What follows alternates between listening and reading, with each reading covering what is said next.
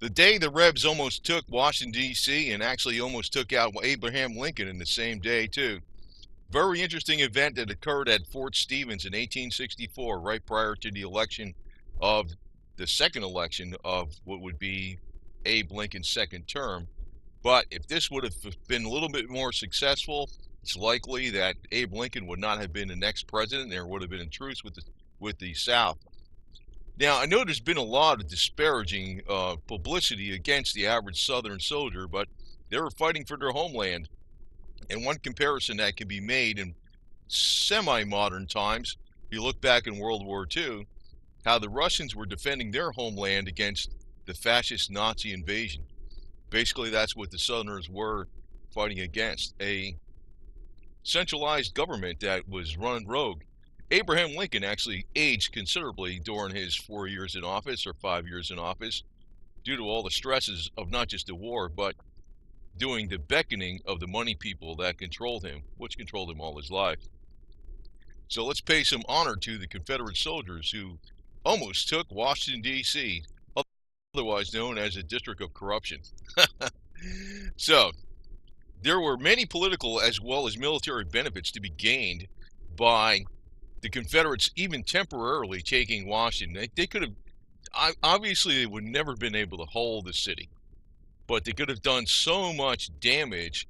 It could have been even to the finances because there was a lot of financial greenbacks, wealth stored there, and a lot of supplies stored there that could have been destroyed, which would have put, set back the Union Army quite a bit.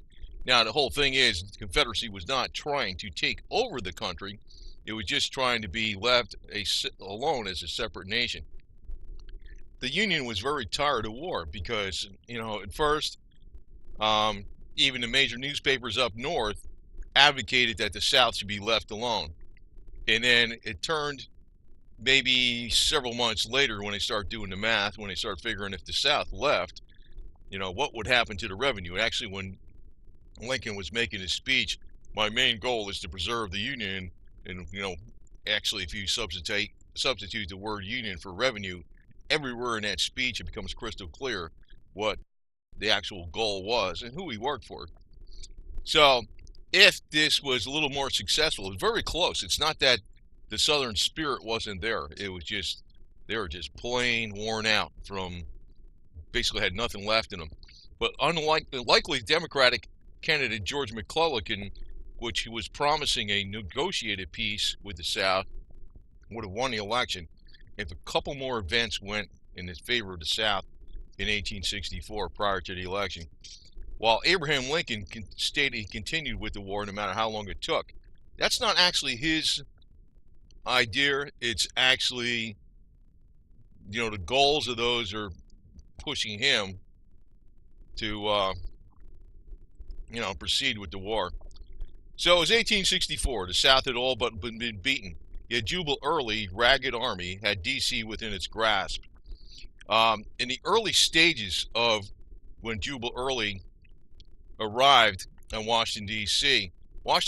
at that time was only manned by non-veteran troops, people in brand new uniforms. They were untrained.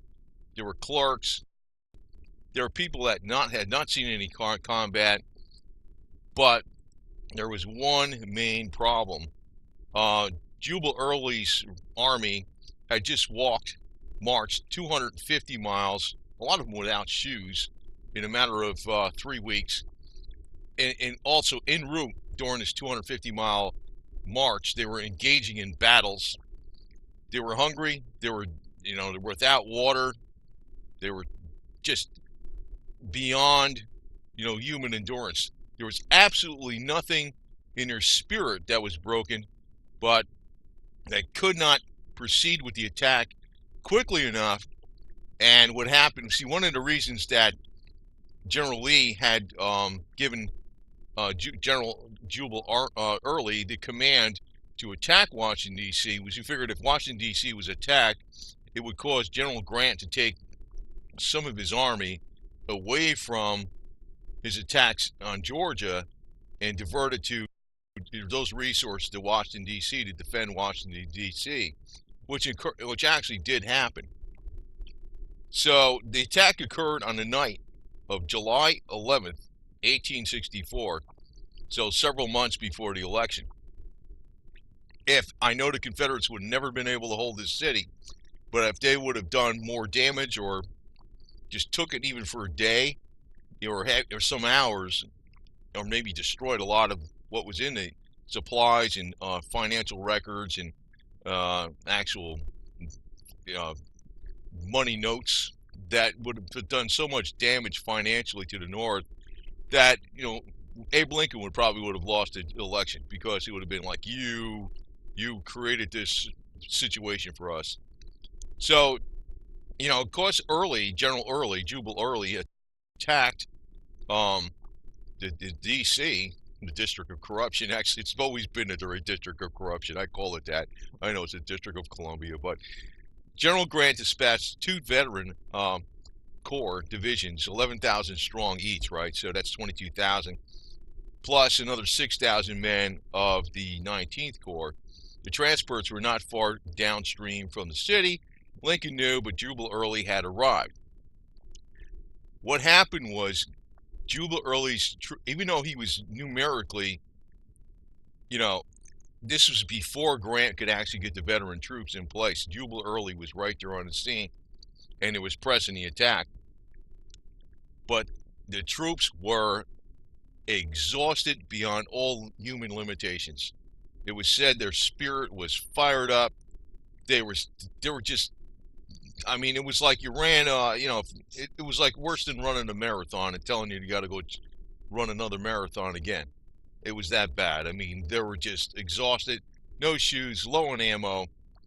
And if they were fresh, they were well fed, they had another night's sleep, they had water, and even being short on ammo, even if they were just physically rested a little longer, Grant had already placed his veteran troops in the city before the attack could actually get together by Jubal Early.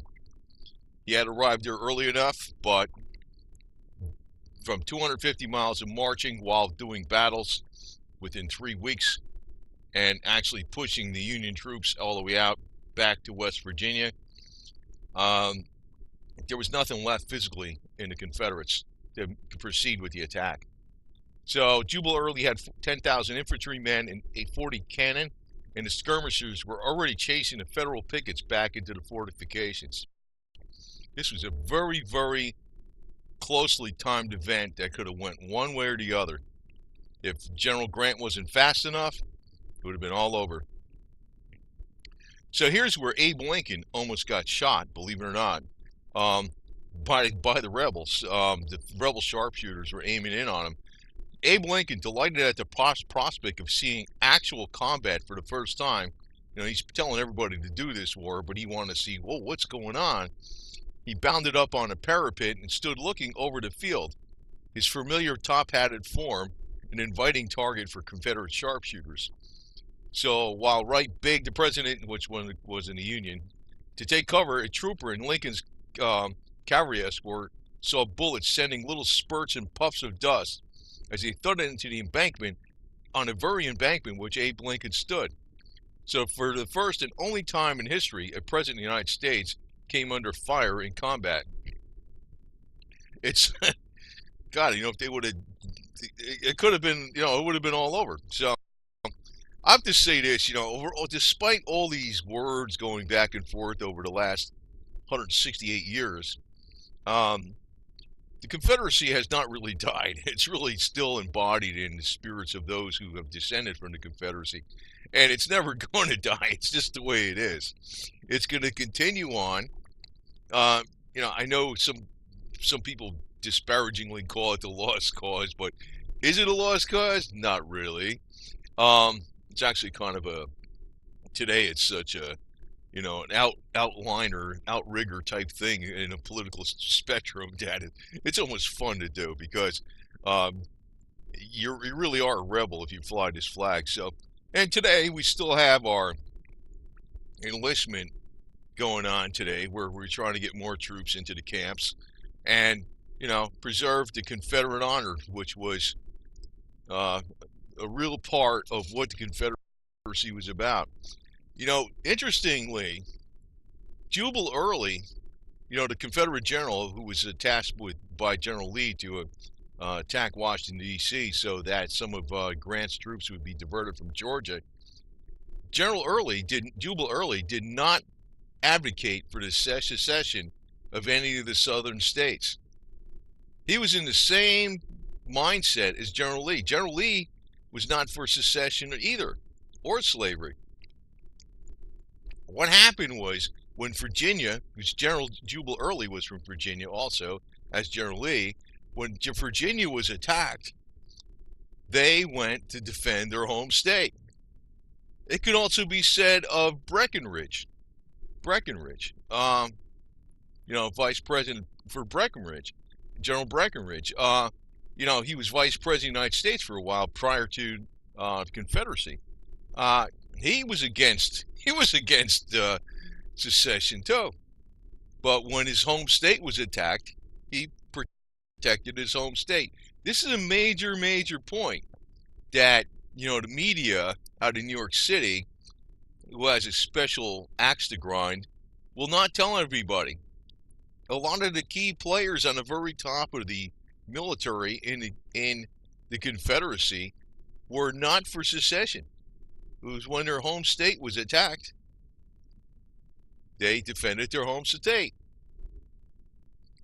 Hey, it's almost a concept that's alien to many people today, because many people today don't have this type of undying dedication to honor in their word of honor, and what sticking with something you make a pledge to, which was their home state. So anyway, figured this would be an interesting story. So on the night of July 11th, 1864, Fort Stevens around Washington, D.C. came under attack by Jubal Early. And what happened? Well, they didn't quite succeed in getting into D.C., but they did scare the hell out of them, that's for sure, because prior to General Grant arriving with tens of thousands of his veteran forces, people in D.C. were scared. You wouldn't believe it. They were really worried big time. And if there was even 12 hours that Jubal Army's ragtag army that was low on ammo and supplies could just rest up and get some water and food, and General Grant didn't move his troops that quickly, it would have been a completely different story. Not that the Confederates would have been able to hold D.C., but they could have done so much damage to D.C. financially that, and plus the prestige of the presidency, well, not just the prestige of the presidency, but it would have made Lincoln look like you were a damn fool for pushing for this war. Because if you actually look back into history books in the North and the South, Abe Lincoln was not popular. I'm talking in the North and South, the North, both and South. He was not a popular president. He became enshrined gradually through history textbooks, which are mainly written by big money grants. So you have to see the main pattern here. It's not like this man contrived all this stuff, Abe Lincoln, but he was working for the money, and his power has actually made this creation and myth of Abe Lincoln, because it's about the state, or let's say the state, in other words, we're talking about the centralized government, having far greater reach over all economic activity in the lives of all people, which helps to greatly to enrich what you call the captains of industry, which some disparagingly call the robber barons. Because if you notice, right after the war between the states was over and the financial oligarchs of the North won, which Abe Lincoln was their representative, the railroads built 33,000 miles of railroad track in the next 8 years.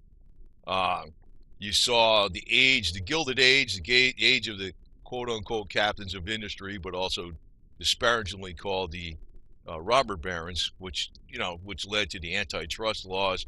But if you look today, I mean, it's not much has really changed. The whole country was basically taking a whole nother path. We became the corporation of the United States of America.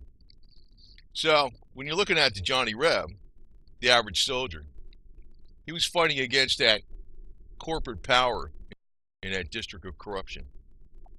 But today, we got so much media throwing so much mud, especially in our colleges and universities, against the average person who wore the gray, that people can't really see what the truth is. And actually, people today, when they get all worked up with their emotions and all this garbage, they actually are probably like a feather in the wind if they took a stand on anything. The people that are getting pissed off at a statue or a flag or something, they're like a feather in the wind. They will bend at anything. Like I said, Jubal Early, General Lee, and also Breckinridge, they were not fans. They were not for secession of the states. But when their home state was attacked, they joined the Confederacy. They would argue against the states breaking away initially, but when their home state was attacked, they went with the Confederacy. So, the Confederacy would have never happened, or it would have never continued if Abe Lincoln didn't proceed to try to push the South or goad the South into firing on Fort Sumter. And of course, you can look up left and right that, how once, I know the major media likes to say, that's a conspiracy theory. I'm like, whatever. Actually, there's a very good, strong argument about that, but that would probably be another topic for another video in the future. But very interesting point. Very few people realize this, that back on July 11th, 1864, Johnny Reb was right at the outskirts of D.C., and D.C. was not well defended because all the troops were down in Georgia and in the South and South Carolina creating havoc. So General Grant had to divert like almost 30,000 troops, his veteran troops, away from the South to defend D.C., which stalled for more time. Almost worked. Another 12 hours of rest for Johnny Reb, and the whole entire story would have been different. Like I said, it wouldn't necessarily be the capture of D.C., maybe the capture of D.C. for 24 hours or something, but there would have been so much damage, and it's also so much damage to the presidency of Abe Lincoln and his prestige. He would have lost the election, and McClellan would have been president, and there would have been a truce with the South, and we'd be two separate nations today. And actually, in a lot of ways, we still are two separate nations. You ever look at the political map every presidential election? You ever notice that the southern states generally do not vote the same as the northeastern states? I wonder why that is. It's like we're still split. Anyway, over and out. I figured I'd pass on to you a little tidbit that a lot of people don't know. Back in 1864. Have a good day.